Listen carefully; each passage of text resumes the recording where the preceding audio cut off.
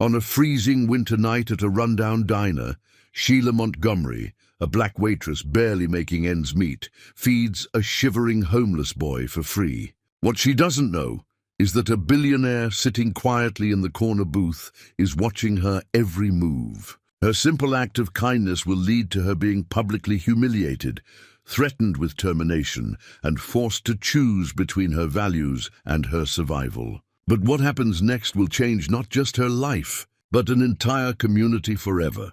Before we jump back in, tell us where you're tuning in from, and if this story touches you. Make sure you're subscribed, because tomorrow I've saved something extra special for you.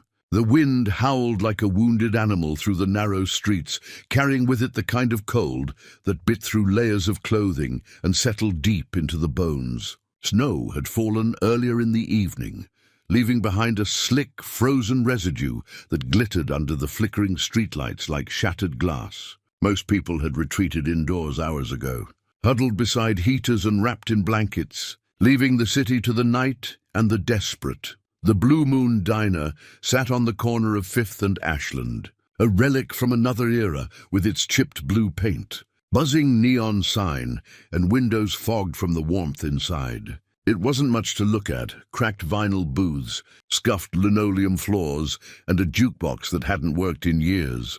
But it was open 24 hours, and that made it a sanctuary for those who had nowhere else to go. Inside, the air smelled of burnt coffee, grilled onions, and frying bacon. The clatter of dishes, mixed with low conversations and the occasional hiss of the grill. It was just past 9 o'clock on a Tuesday. The kind of slow night where minutes dragged and tips were scarce.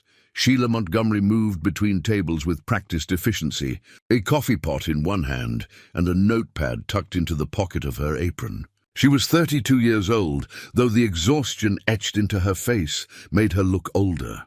Her dark hair was pulled back into a tight bun, a few rebellious curls escaping near her temples. Her uniform, a faded blue dress with a white collar, had been washed so many times the fabric had gone soft and thin.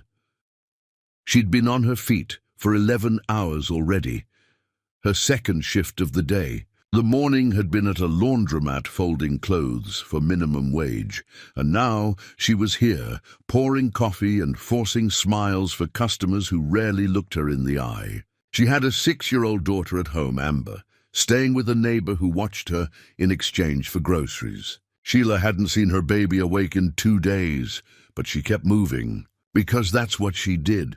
That's what she had to do.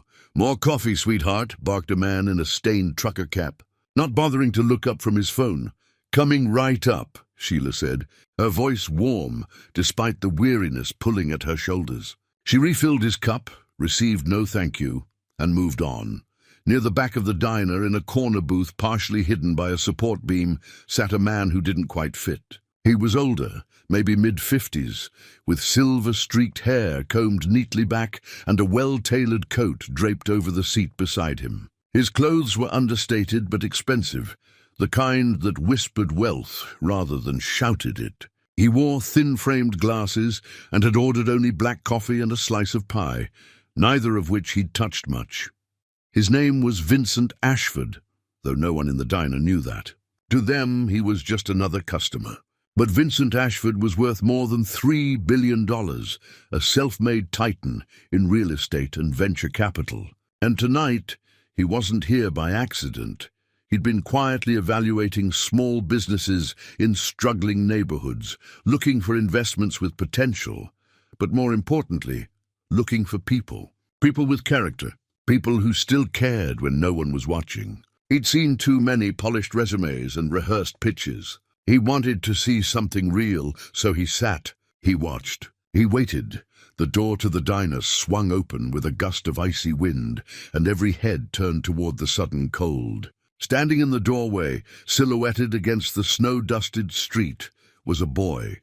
He couldn't have been more than 8 or 9 years old. His clothes were far too thin for the weather, a torn jacket over a faded T-shirt, jeans with holes in the knees, and sneakers that were more duct tape than shoe. His face was pale, almost blue around the lips, and his small hands were shoved deep into his pockets. Trembling, He stood there for a moment, eyes wide and uncertain, scanning the room like a cornered animal, deciding whether to run or stay. The diner went quiet. Sheila, who had been wiping down a table near the window, looked up and felt her heart clench. She knew that look. She'd seen it before in her own reflection during the hardest months after her divorce. When the rent was overdue and the fridge was empty, the boy took a hesitant step inside, letting the door swing shut behind him. He moved slowly toward the counter, his eyes locked on the glass case, displaying pies and pastries like they were treasures in a museum. Brenda, the night manager, a sharp-faced woman in her late 40s with bleached blonde hair pulled into a tight ponytail, noticed him immediately. Her eyes narrowed. "Hey!" she called out sharply from behind the register. "You got money, kid?" The boy flinched but didn't answer. I said, "Do you have money?" Brenda repeated louder this time, her voice cutting through the diner like a blade. He shook his head slowly. "Then you can't be in here. This isn't a shelter. Go on, get out." Sheila's hand tightened around the rag she was holding. She glanced at Brenda, then back at the boy, who had started to turn toward the door, shoulders slumped in defeat. She didn't think. She just moved. "Wait," Sheila called out, her voice gentle but firm. The boy stopped. She walked over to him, crouching down slightly so she was at his eye level. "Hey, sweetheart. What's your name?" The boy looked at her with wide, uncertain eyes. "Tyler," he whispered. "Tyler," she repeated softly, smiling. "That's a good name. You hungry?" He nodded, just barely. Sheila stood and turned toward Brenda, who was already shaking her head. "Don't even think about it, Sheila," Brenda warned. "He's a child, Brenda. He's freezing. And we're a business, not a charity." Sheila's jaw tightened. She glanced around the diner. Most of the customers had gone back to their meals, uninterested. But in the corner booth, Vincent Ashford had set down his coffee and was watching intently. Sheila turned back to Tyler. "Come on, baby. Sit right here." She led him to a small booth near the kitchen and grabbed a menu, though she already knew what she was going to bring him. She walked back to the kitchen window and called out to Patty, the cook, a heavy-set woman with kind eyes and a no-nonsense attitude. "Patty, I need a burger, fries, and a hot chocolate. Make it good." Patty glanced over at Tyler, then at Sheila, and nodded without a word. Brenda stormed over. "Sheila, I'm not playing. That food costs money. Who's paying for it?" Sheila reached into her apron pocket and pulled out a crumpled $10 bill, nearly all the tips she'd made that night. She slapped it down on the counter. "I am." Brenda stared at her, then at the money, then back at her. "You're out of your mind." "Maybe," Sheila said quietly. "But he's eating." Vincent Ashford leaned back in his booth, his fingers steepled in front of his face, his eyes never leaving Sheila. A slow, almost imperceptible smile tugged at the corner of his mouth. This, he thought, was exactly what he'd been looking for. The burger arrived within minutes, steam rising from the plate like a small miracle. Patty had added extra fries and made the hot chocolate with whipped cream on top, a kindness she didn't advertise, but Sheila noticed. Tyler stared at the food like he couldn't believe it was real, his small hands hovering over the plate as if touching it might make it disappear. "Go ahead, baby," Sheila said gently, sliding into the booth across from him. "It's all yours." He picked up the burger with both hands, his fingers trembling, and took a bite. Then another. And another. He ate like someone who hadn't seen food in days, barely pausing to breathe. Sheila's chest tightened, watching him. She'd skipped lunch herself to save money, but seeing this child finally eat made her own hunger feel insignificant. "Slow down, sweetheart," she said softly. "It's not going anywhere."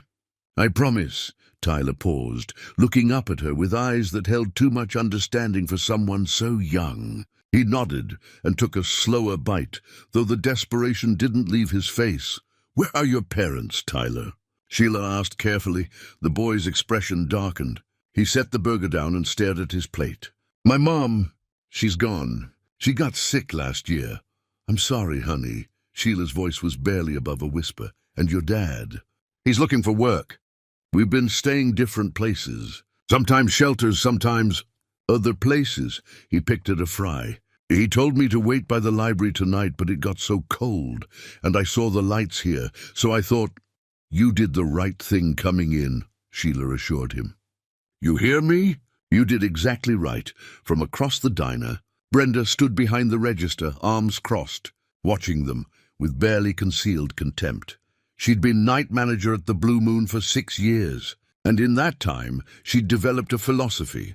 People took advantage if you let them. Kindness was weakness, and she'd seen enough of what she called handouts to last a lifetime.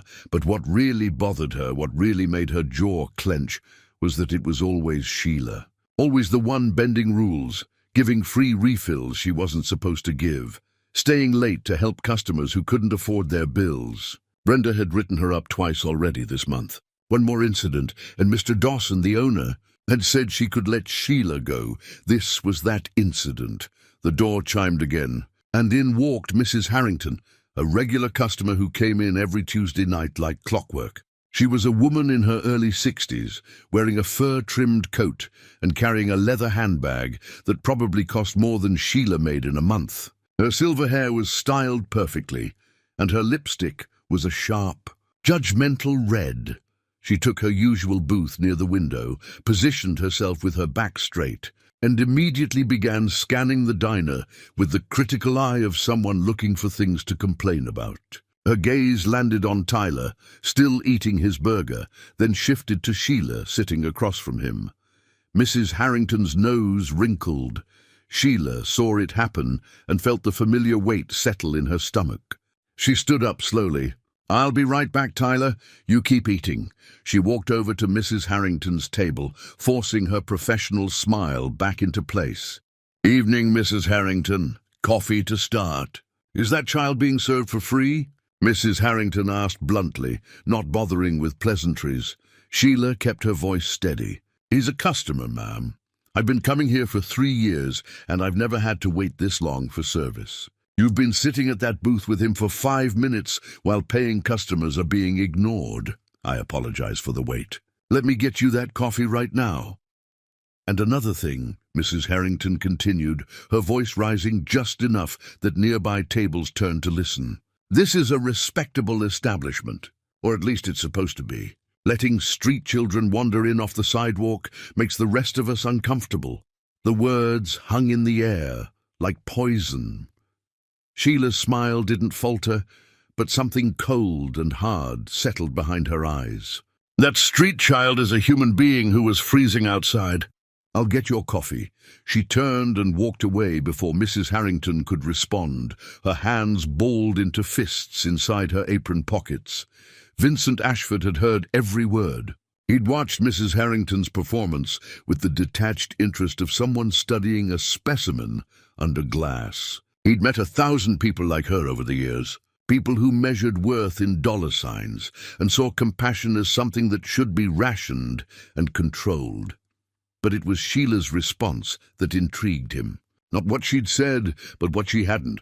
The restraint, the dignity, the way she'd refused to let cruelty reshape her into something cruel. He pulled out his phone and typed a quick note to himself. Sheila Montgomery, Blue Moon Diner. Investigate further. Back behind the register, Brenda had seen enough. She marched over to Sheila, who was pouring coffee with hands that shook just slightly. My office now. I'm in the middle of... Now. Sheila.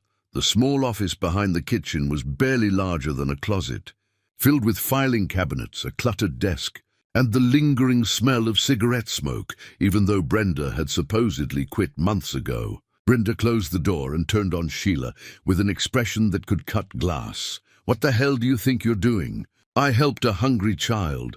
You gave away product without authorization. Again. Do you know how many times I've let this slide? Do you think you're special? That the rules don't apply to you? Sheila took a breath, trying to keep her voice level. Brenda, he's 8 years old and he was freezing. I don't care if he's the Pope. This is a business. We have overhead, payroll, rent. Every burger you give away comes out of someone's pocket. You want to be Mother Teresa. Do it on your own time, with your own money. I paid for it. I gave you my tips. That's not the point. Brenda slammed her hand on the desk. The point is you're making me look bad. You're making this whole place look soft. And Mrs. Harrington out there, she's already threatened to leave a bad review. Do you know what that does to us? Sheila's jaw tightened. So you'd rather a child go hungry than risk a bad Yelp review? Watch your tone with me. Or what? You'll fire me? Sheila's voice cracked just slightly, the exhaustion and frustration finally bleeding through. I've worked here for 3 years, Brenda. 3 years of double shifts and no complaints. I show up, I do my job, I treat people with respect. And the one time I help someone who actually needs it, you treat me like a criminal. Brenda leaned forward, her voice dropping to something low and venomous. You know what your problem is, Sheila. You think being nice makes you righteous. But out here in the real world, nice gets you stepped on. And if you can't figure that out, maybe this isn't the place for you. Sheila stared at her, and for the first time in years, she didn't look away first. Maybe it isn't. The silence stretched between them, brittle and sharp. Finally, Brenda straightened.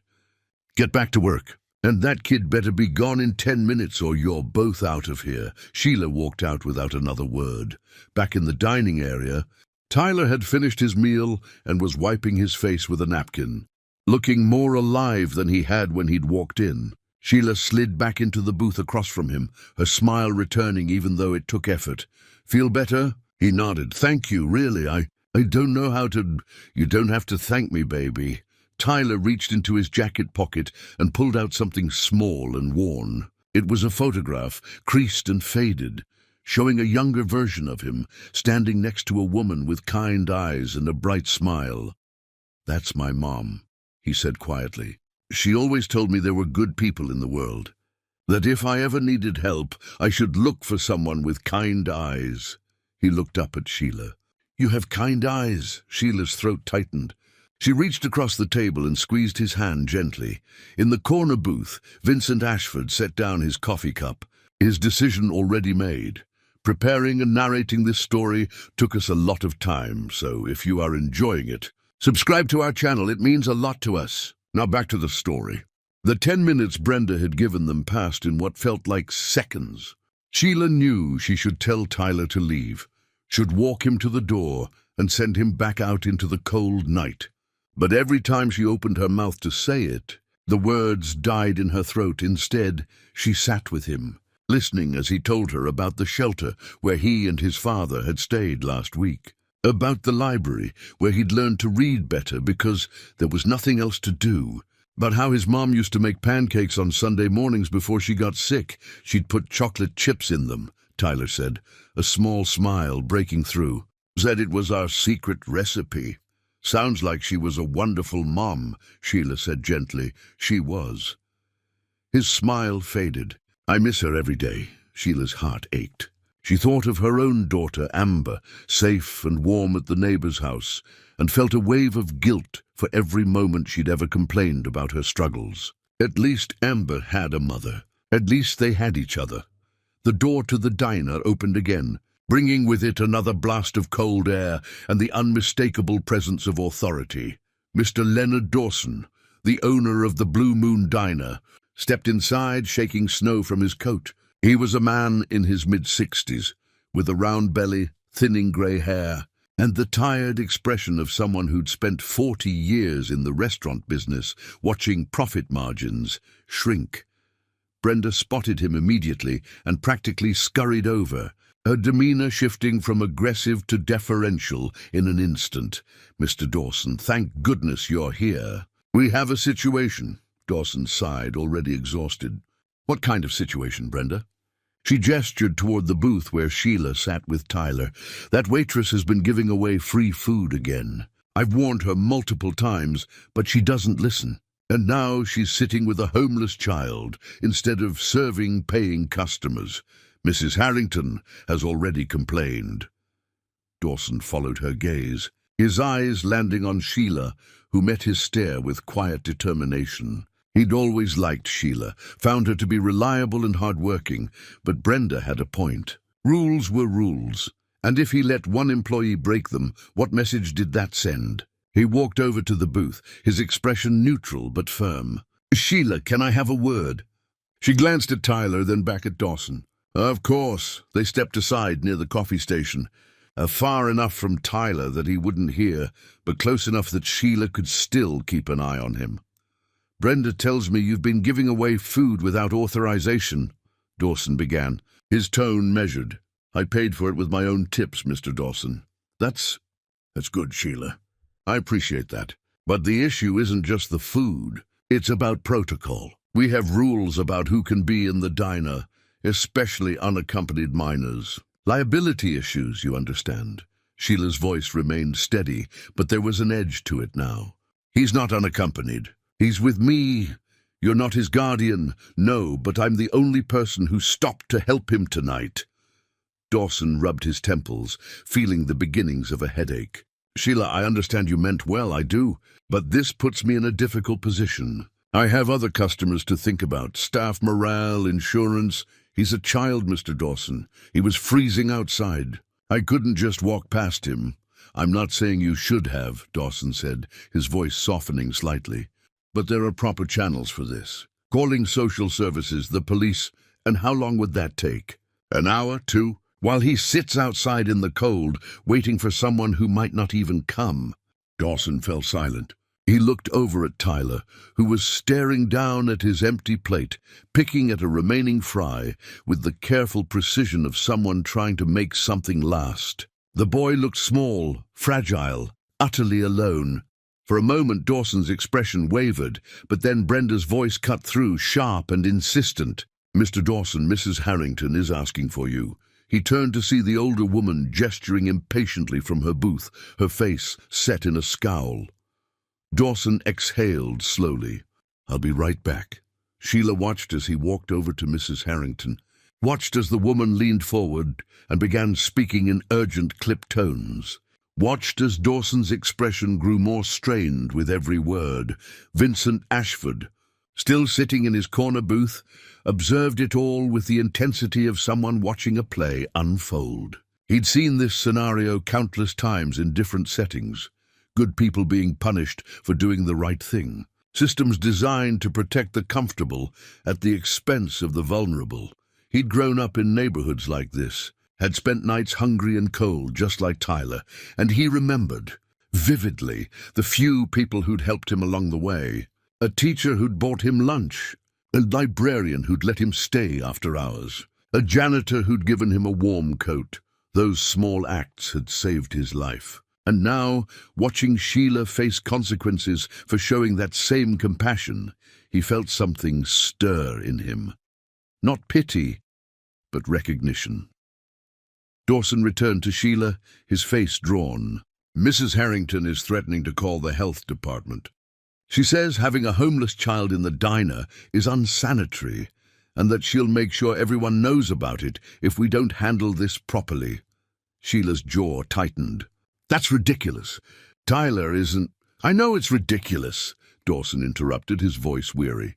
"But she's a regular customer, and she has influence. One bad review from her could hurt us."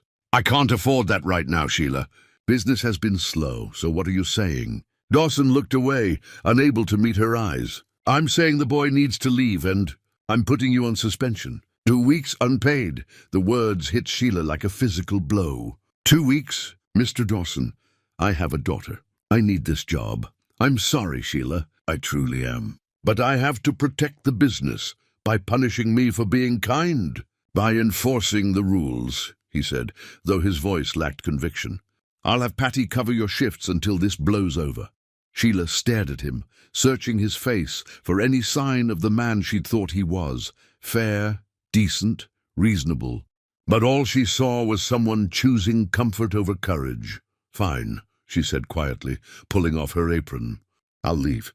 "But Tyler comes with me. Sheila, he comes with me," she repeated, her voice steel. "Because if you think I'm going to send him back out into that cold after everything that's happened here tonight, you don't know me at all." Dawson opened his mouth to argue, then closed it again. He nodded, defeated. "Just go, please." Sheila walked back to Tyler, who looked up at her with wide, worried eyes. "Are we in trouble?"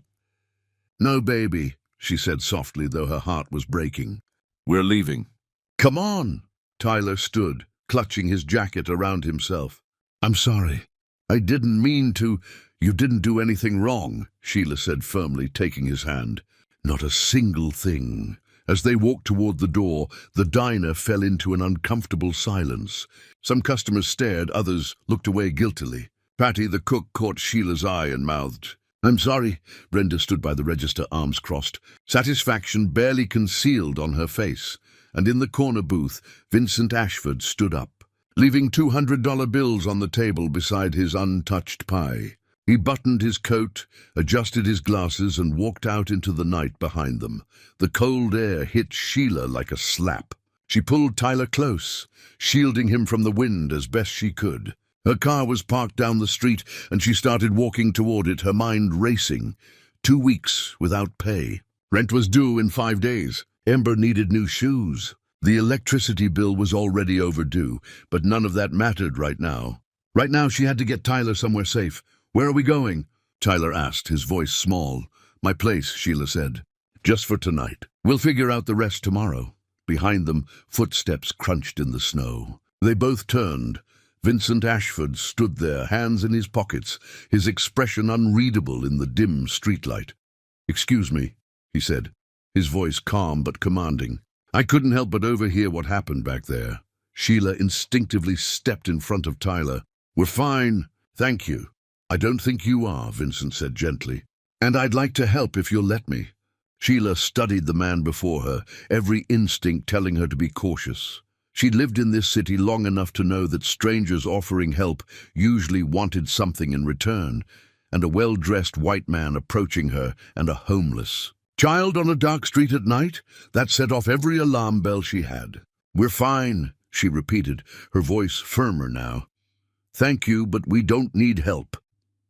Vincent held up his hands in a peaceful gesture, taking a step back to give her space. "I understand your hesitation. I do. But I was sitting in that diner for the past hour, and I watched what you did for this boy. I watched how you stood up for him, even when it cost you your job. You were watching us?" Sheila's grip on Tyler's hand tightened. "Not in the way you're thinking," Vincent said quickly. "I'm not. I'm just someone who recognizes kindness when he sees it. And what happened in there wasn't right. Life isn't always right," Sheila said, her voice tired. "Now, if you'll excuse us, we need to go." She turned to leave, but Vincent spoke again, his voice softer now, almost vulnerable. "I was him once. That boy you're protecting, I was him." Sheila paused, glancing back over her shoulder. Vincent's expression had shifted, the polished exterior cracking just slightly to reveal something raw beneath. 35 years ago, I was sleeping in subway stations and eating out of garbage cans. My mother was gone, my father was in prison, and I had nobody. But there were people, strangers, who helped me anyway. A sandwich here, a warm coat there. They didn't ask for anything, they just cared, and it saved my life." Sheila turned fully now, searching his face for deception but finding none. Tyler looked up at her, equally curious. "What's your name?" she asked cautiously. Vincent Ashford." The name meant nothing to her. She didn't read business magazines or follow the stock market. To her, he was just a man in an expensive coat with a story that might or might not be true. "I appreciate you sharing that, Vincent, but we really do need to go. It's late and it's cold, and I need to get Tyler somewhere safe." Vincent nodded slowly. "Of course, I understand, but before you go, please, just take this." He reached into his coat pocket and pulled out a business card, holding it out to her. "If you need anything at all, call that number, day or night." Sheila hesitated, then took the card, glancing down at it briefly before tucking it into her pocket without really reading it. "Thank you. And this," Vincent added, pulling out his wallet. He withdrew several bills and held them out. "For the boy, for food or whatever he needs." "I can't take your money," Sheila said immediately. "You already spent your tips on him. Let me replace them, please." Sheila looked at the money, at least $200, and felt the weight of her situation crushing down on her. She had maybe $30 to her name right now, and that had to last until when? She didn't have a job anymore, but taking money from a stranger felt like crossing a line. Tyler tugged on her sleeve gently. "Miss Sheila, it's okay. He's trying to help." She looked down at the boy, at his too thin face and hopeful eyes, and felt her resolve crumble. Not for herself, but for him, and for Amber, waiting at home. "Thank you," she said quietly, taking the bills. "This is very generous." Vincent smiled. "It's the least I can do. Take care of each other." He turned and walked away, disappearing into the snowy night like a ghost. Sheila stood there for a moment, watching him go, then looked down at Tyler. "Come on, baby, let's get you warm." Her apartment was a modest one-bedroom on the 3rd floor of an aging building with no elevator and flickering hallway lights. The walls were thin enough to hear the neighbors arguing, and the radiator clanked like it was angry. But it was home. Sheila unlocked the door and ushered Tyler inside, flicking on the lamp in the corner. The space was small but clean, decorated with thrift store furniture and photographs of Amber stuck to the fridge with magnets. A small, artificial Christmas tree sat in the corner, decorated with paper ornaments Amber had made at school. "It's not much," Sheila said, suddenly self-conscious. "It's warm," Tyler replied, and the gratitude in his voice was so genuine it made her chest ache. She gave him one of Amber's blankets and made up the couch with pillows and sheets. "You can sleep here tonight. Bathroom's down the hall if you need it. Are you still hungry?" Tyler shook his head. "No, Mom. That burger was the best thing I've eaten in days." Sheila smiled sadly. "Well, in the morning, I'll make us some breakfast. Okay?" "Okay." As Tyler settled onto the couch, pulling the blanket up to his chin, Sheila sat in the armchair across from him. The adrenaline from the night was wearing off, and exhaustion was creeping in, but her mind wouldn't stop racing. 2 weeks without pay. How was she going to make rent? How would she buy groceries? What if Dawson decided to fire her permanently? "Miss Sheila." Tyler's voice was soft in the darkness. "Yeah, baby? Why did you help me? You didn't know me. You didn't have to." Sheila was quiet for a moment, choosing her words carefully. "Because somebody helped me once when I needed it, and because I have a daughter about your age, and I'd want someone to help her if she was scared and alone." "What's her name?" "Amber. She's 6. Smartest, funniest kid you'd ever meet. Talks my ear off about everything." Sheila smiled, despite her exhaustion. "She's staying with a neighbor tonight. Do you think?" Tyler hesitated. "Do you think my dad is looking for me?" "I know he is," Sheila said firmly. "Parents don't stop looking for their kids. Ever." "I hope you're right." "I am. And tomorrow we're going to figure out how to find him, okay?" Tyler nodded, his eyes already drooping with exhaustion. Within minutes he was asleep, his breathing deep and even. Sheila sat there watching him for a long time, this fragile boy who'd stumbled into her life and turned it upside down. She thought about the choice she'd made tonight, to help him even when it cost her everything. Part of her wondered if she'd been foolish, if she should have just called social services and let them handle it, if she should have prioritized her own survival over a stranger's need.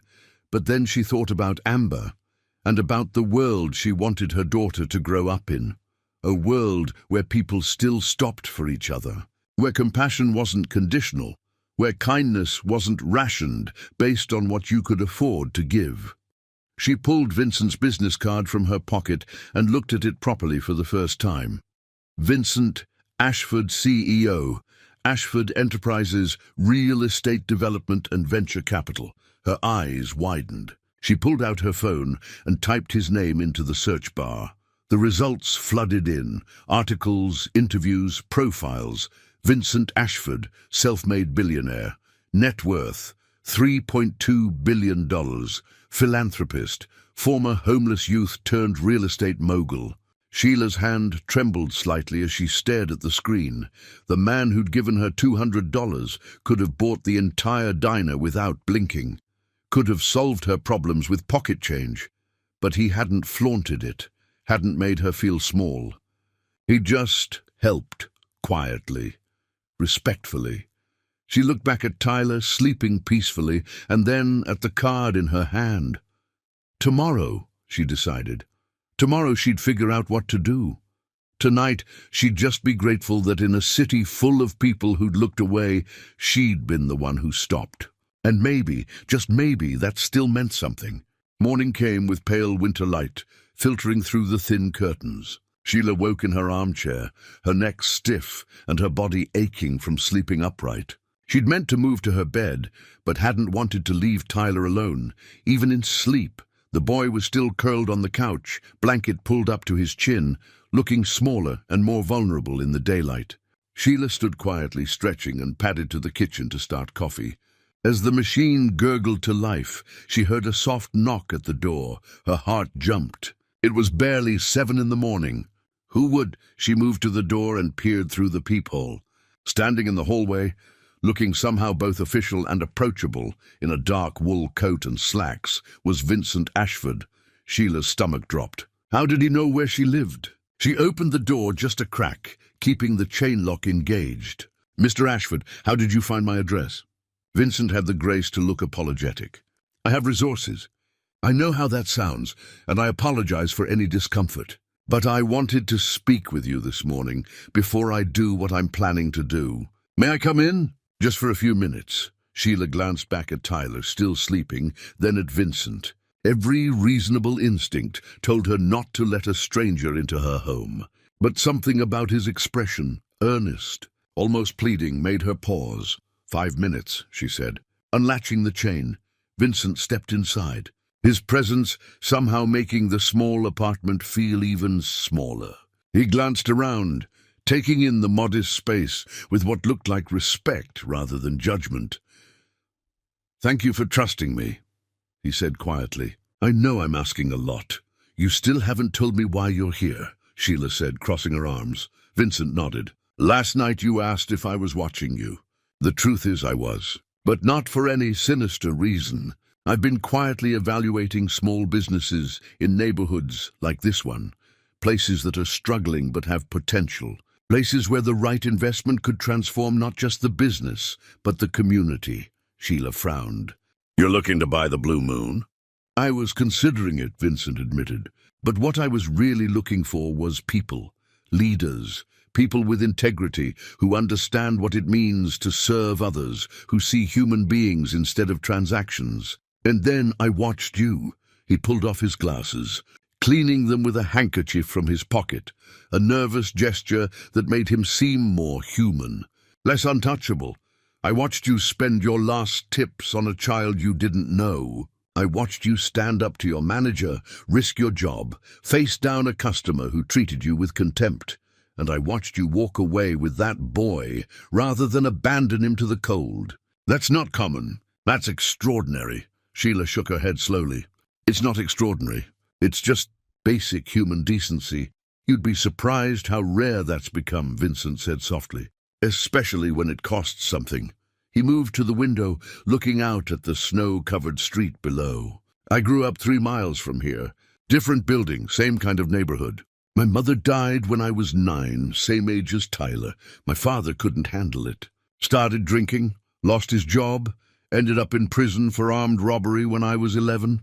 Sheila listened, her arms slowly uncrossing.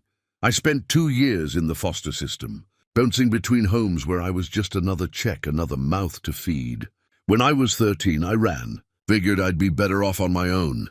And for a while I was right. The streets were hard, but at least they were honest about it." He turned back to face her. "But I would have died out there if not for people like you. A diner owner who let me wash dishes for meals. A librarian who pretended not to notice when I slept in the reading room. A teacher who paid for me to take the SAT. They didn't fix everything. I still had to fight for every inch, but they gave me a chance. They saw me when everyone else looked away. And now you want to be that person for Tyler?" Sheila asked. "For Tyler, yes. but also for you, and for every person in this neighborhood who's trying to survive in a system designed to break them. Vincent reached into his coat and pulled out a folder. I'm going to make an offer to purchase the Blue Moon Diner, a generous offer that Mr. Dawson won't refuse. And when I do, there are going to be some changes. Sheila took the folder hesitantly, opening it to see documents, financial projections, organizational charts. I want you to run it, Vincent said simply. Not as a waitress. As general manager, full benefits, competitive salary, and a profit-sharing structure. You'll have the authority to hire and fire, to set policy, to make it the kind of place you think it should be. Sheila stared at him, unable to process what she was hearing. You can't be serious. I'm completely serious. Last night proved to me that you have something no MBA can teach. The ability to see people's worth, regardless of their circumstances. That's the foundation of any successful business. But it's also the foundation of a healthy community. But I don't have experience managing. You have 3 years of experience on the floor, dealing with customers, handling crisis situations, and making ethical decisions under pressure. That's more valuable than you think. Plus you'll have support, consultants, training, whatever you need. Sheila sank down onto the arm of the couch, careful not to wake Tyler. Why are you doing this? Because 30 years ago someone gave me a chance I didn't deserve. And because last night I watched a woman sacrifice her livelihood for a principle. That's who I want leading this business. That's who I want shaping this community. Vincent checked his watch. In about 2 hours, I have a meeting with Mr. Dawson. I'm going to make him an offer and lay out my expectations. One of those expectations is that Brenda Kowalski will no longer be employed there. Another is that you will be. You're going to fire Brenda. I'm going to give Mr. Dawson the choice. Accept my offer with my conditions, or watch the Blue Moon close within 6 months. His numbers are worse than he's admitting. He needs this deal. Sheila felt dizzy. Less than 12 hours ago, she'd been suspended without pay, facing eviction and poverty. Now a billionaire was offering her a management position and promising to restructure the entire business around her values. What about Tyler? She asked, looking at the sleeping boy. I've already made some calls. I have contacts in child services, the good ones, people who actually care. They're going to prioritize finding his father. And in the meantime, if you're willing, I'd like you to be his temporary guardian. I'll cover all expenses, of course, and provide legal support. You've thought of everything, Sheila said, shaking her head in disbelief. I've thought of what I wish someone had done for me, Vincent corrected. The rest is up to you. You can say no. You can take time to think about it. But I want you to know that this offer is real, and it's not charity. You earned this the moment you chose kindness over self-preservation. Tyler stirred on the couch, his eyes fluttering open. He looked confused for a moment, then saw Sheila and relaxed. Then he noticed Vincent and sat up quickly, suddenly alert. It's okay, Sheila said gently. Tyler, this is Mr. Ashford. He's the man from last night. He's here to help. Vincent approached slowly, crouching down to Tyler's level. Hi, Tyler. How are you feeling this morning? Okay, Tyler said cautiously. Are you here about my dad? Actually, yes. I have people working on finding him right now. But until we do, would it be okay if you stayed with Miss Sheila? She's agreed to look after you. Tyler looked at Sheila, hope blooming in his eyes. Really? Sheila felt her throat tighten. She hadn't actually agreed yet, but looking at this child's face, she knew she couldn't say no. Really? Tyler smiled, a genuine full smile that transformed his entire face. Vincent stood, extending his hand to Sheila. So we have a deal? Sheila looked at his hand, then at Tyler, then at the folder of documents that promised to change her life. She thought about Amber, about the example she wanted to set, about the kind of world she wanted to help build. She took his hand. We have a deal. Good, Vincent said, smiling. Now shall we go have a conversation with Mr. Dawson and Brenda? I think it's time they understood what real accountability looks like.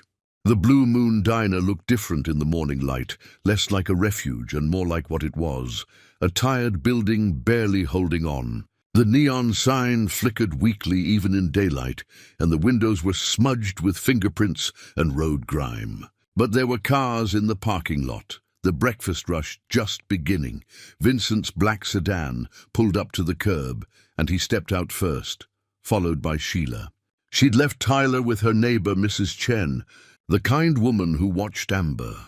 The boy had been reluctant to let Sheila out of his sight, but she'd promised to be back soon, and he'd trusted her. Now, walking toward the diner's entrance with a billionaire at her side, Sheila felt surreal. Her heart pounded, not from fear exactly, but from the sheer weight of what was about to happen. "You ready?"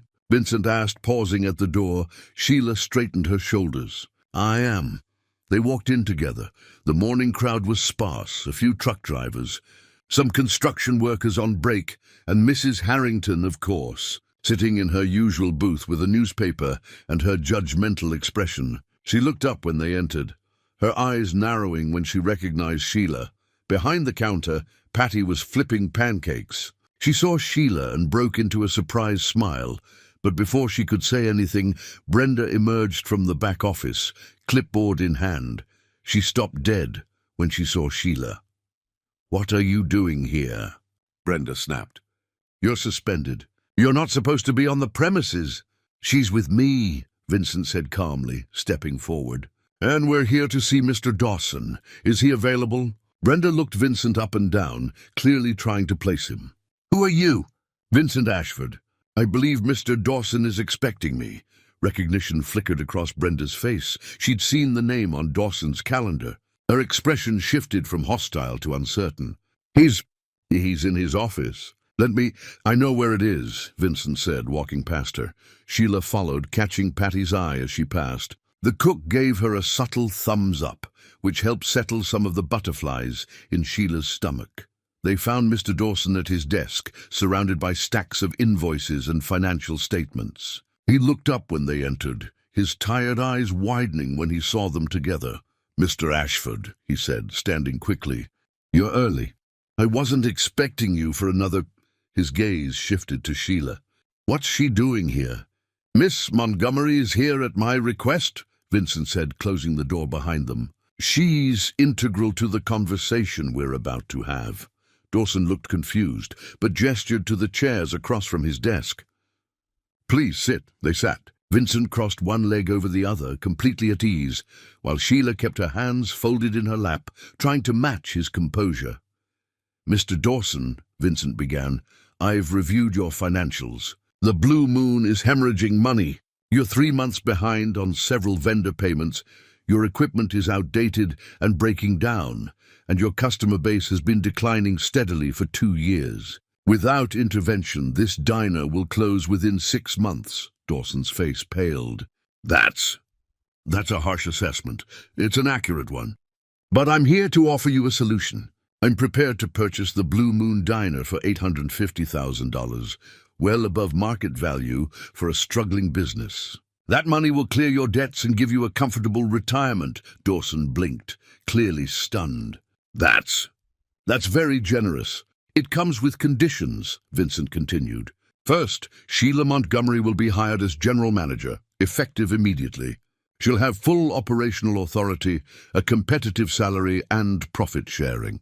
Second, Brenda Kowalski will be terminated today. Third, we'll be implementing new hiring practices, employee benefits, and community outreach programs. The Blue Moon will become a model for how a local business can serve its neighborhood. You want to fire Brenda? Dawson asked, his voice weak.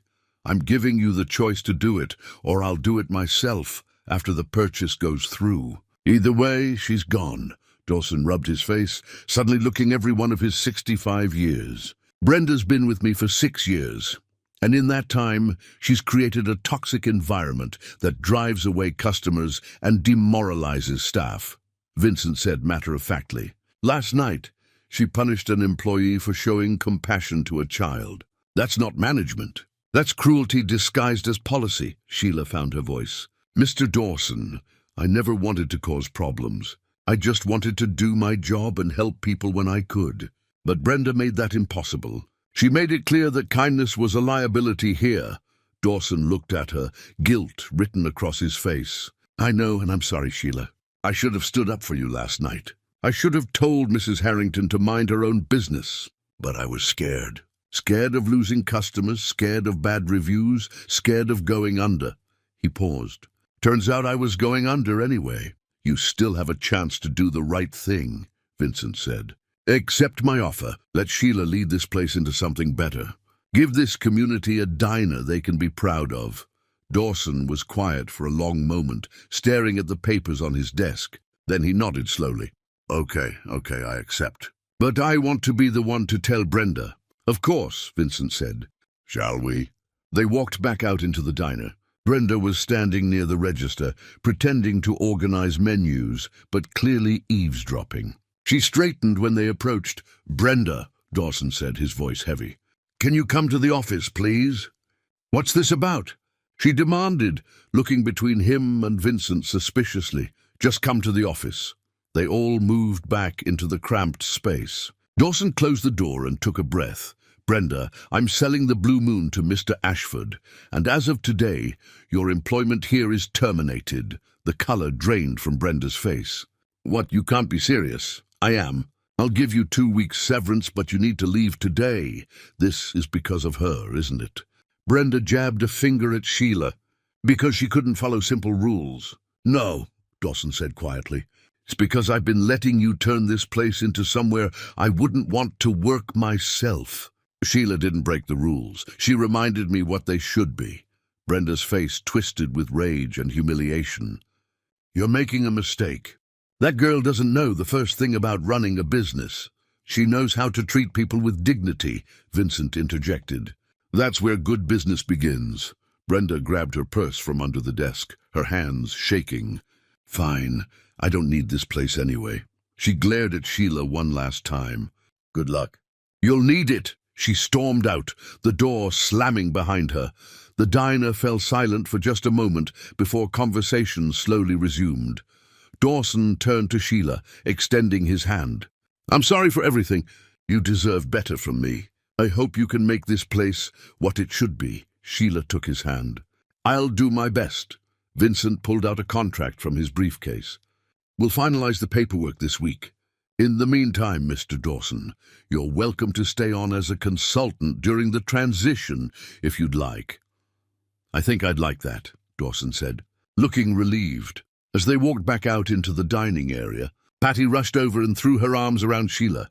"I heard everything." "Oh my God, Sheila, you're going to be our boss?" "Looks like it," Sheila said, laughing despite the tears in her eyes. Other staff members gathered around. Line cooks, busboys, the morning waitress, all congratulating her, all visibly relieved that things were changing. Mrs. Harrington, however, stood from her booth and approached with her usual haughty expression. "I hope you're not planning to turn this place into some kind of homeless shelter," she said coldly. Sheila met her gaze steadily. "No, ma'am. I'm planning to turn it into a place where everyone is treated with respect. If that's a problem for you, you're welcome to eat elsewhere." Mrs. Harrington's mouth fell open, stunned. She grabbed her purse and walked out without another word. The diner erupted in applause. Vincent smiled. "I think you're going to do just fine." 3 months later, the Blue Moon Diner looked like it had been reborn. The exterior had been repainted, a fresh, vibrant blue that actually matched its name. The old flickering neon sign had been replaced with a warm, modern LED version. Inside, the booths had been reupholstered, the floors refinished, and the kitchen completely upgraded with new equipment. But more than the physical changes, there was something different in the air itself, a warmth, a sense of welcome that hadn't existed before. Sheila stood behind the counter, reviewing the schedule for the week. She wore a crisp white blouse and dark slacks, her hair styled professionally. A name tag pinned to her chest that read Sheila Montgomery, General Manager. She looked confident, poised, like someone who'd always belonged in this role. The morning rush was in full swing. Families filled the booths. Construction workers lined the counter, and the smell of fresh coffee and homemade cinnamon rolls filled the space. Patty worked the grill with a smile, and the new staff members carefully selected by Sheila for their kindness as much as their skill, moved efficiently between tables. The changes went beyond aesthetics. Sheila had implemented a pay-what-you-can program for struggling families, funded by Vincent's foundation. Every Tuesday, local high school students could come in for free tutoring and a hot meal. The diner had become a community hub, a place where people didn't just eat, they connected. The door chimed, and Tyler walked in, followed by a tall man with kind eyes and work-worn hands. Tyler's father, Robert, had been found 2 weeks after that fateful night, living in a different shelter across town, desperately searching for his son. The reunion had been tearful and beautiful, and Vincent had immediately stepped in to help, securing Robert a job, an apartment, and the support services they needed to rebuild their lives. "Miss Sheila," Tyler called out, waving enthusiastically. Sheila's face broke into a genuine smile. "Tyler, Mr. Hayes. Good morning." They slid into a booth, and Sheila brought over 2 menus. Though she already knew what Tyler would order, pancakes with chocolate chips, his mother's recipe that Patty had learned to make just for him. "How's school?" Sheila asked, sitting down across from them for a moment. "Really good," Tyler said, beaming. "I got an A on my book report." "That's wonderful, sweetheart. I'm so proud of you." Robert placed a hand on his son's shoulder, his eyes meeting Sheila's with profound gratitude. "We wanted to thank you again. For everything. I don't know what would have happened if you hadn't been there that night. You would have found each other eventually," Sheila said gently. "But I'm glad I could help speed things along." "It was more than that," Robert insisted. "You gave him hope when he had none. You showed him there were still good people in the world. That matters more than you know." Sheila felt her throat tighten. "He reminded me why I do this job in the first place."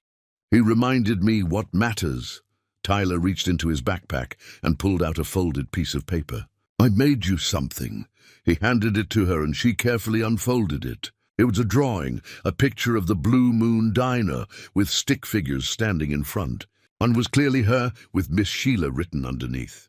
Next to her was Tyler and his father, and on the other side was a figure labeled Mr. Vincent. Above them all, in careful block letters, it said, "Thank you for caring." Sheila's eyes filled with tears. "Tyler, this is beautiful. Can I keep it?" "That's why I made it," he said, smiling. "So you remember." "I could never forget," she promised. The door chimed again, and Vincent Ashford walked in, dressed more casually than usual in jeans and a sweater. He'd become a regular fixture at the Blue Moon, often stopping by to check on things, but mostly just to be part of the community he was helping to build. He spotted their booth and walked over. "The Hayes family, and my favorite general manager. Mind if I join you?" "Please," Robert said, sliding over to make room. Vincent sat down, and Patty immediately brought over coffee without him having to ask. He thanked her warmly, then turned his attention to the group. "I have some news," he said, pulling out a folder. "The Blue Moon Foundation has been officially approved as a non-profit. We'll be expanding the program to 5 more diners across the city, all using the same model, hiring people with heart, supporting struggling families, and creating community spaces." Sheila's eyes widened. 5 more? "To start," Vincent confirmed. "And I'd like you to oversee the training program. Teach other managers how to lead with compassion the way you do." "Vincent, I don't know if I'm qualified." "You're the most qualified person I know," he interrupted gently. "You proved that night after night in this diner, long before I showed up. I'm just giving you a bigger platform." Tyler tugged on Vincent's sleeve. "Does this mean more kids like me will get help?" Vincent looked at the boy with genuine affection. "That's exactly what it means. Because of what happened between you and Miss Sheila, hundreds of kids are going to have someone who cares. That's your legacy, Tyler." The boy's face lit up with understanding and pride. Sheila looked around the diner, at the families sharing meals, at the staff working with purpose, at the community that had formed in this space. She thought about that cold night 3 months ago, when she'd been exhausted and broke and facing an impossible choice. She thought about how close she'd come to just driving past Tyler. to letting someone else handle it, to protecting herself instead of helping him. And she realized that one moment, one simple decision to stop, to care, to give what little she had changed everything. Not just for her or for Tyler, but for everyone whose lives had been touched by the ripples spreading out from that single act of kindness. "I want to do it," she said, looking at Vincent. "I want to help train the other managers. I want to be part of building this." Vincent smiled. "I was hoping you'd say that." Robert raised his coffee cup. "To second chances. To kind eyes," Tyler added, remembering what his mother had taught him. "To communities that care," Vincent said. Sheila lifted her own cup, her heart full. "To the power of stopping when everyone else walks by." They clinked their mugs together, and in that moment, surrounded by the warmth and noise of the Blue Moon Diner, Sheila felt something she hadn't felt in years. Not just hope, but certainty.